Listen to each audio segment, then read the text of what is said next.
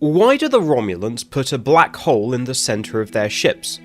For those of you who don't know, Romulan ships don't use a normal warp drive like the Federation or Klingons. They use something called an artificial quantum singularity, which is essentially a microscopic black hole, and this is what ultimately powers their warp drive.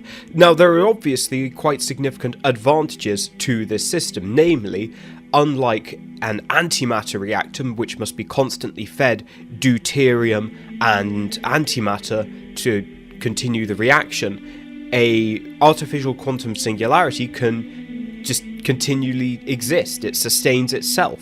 So you don't have to put in fuel to maintain the energy supply, which is very useful. As to how the Romulans got to developing such a novel drive system, this connects to another thing, which is the Romulan penchant for fusion drives and gravitic manipulation. We know that in the 23rd century the Romulans were still using fusion drive, which is relatively unusual for the time period. Fusion drive can get you to warp speeds, it's just you're kind of pinned to the lower end.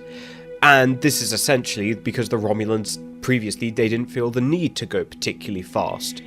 It's only when they start encountering the Federation and Klingons in the 23rd century that they realise quite how far behind they are now. But because they spent so much time with fusion reactors, they've become very adept at gravitic manipulation. After all, if an antimatter reaction is like a petrol engine where you inject fuel and ignite it, then a fusion drive is almost like a diesel engine where you're taking your raw fuel material, and that can be basically anything, and you are crushing it to the point of energy release. That's ultimately what's going on in a Romulan fusion reactor, and the Romulans are very proficient with gravitic manipulation, which in turn is why they can develop the cloaking device, because of course the cloaking device uses gravitic field to actually bend the electromagnetic spectrum around the ship.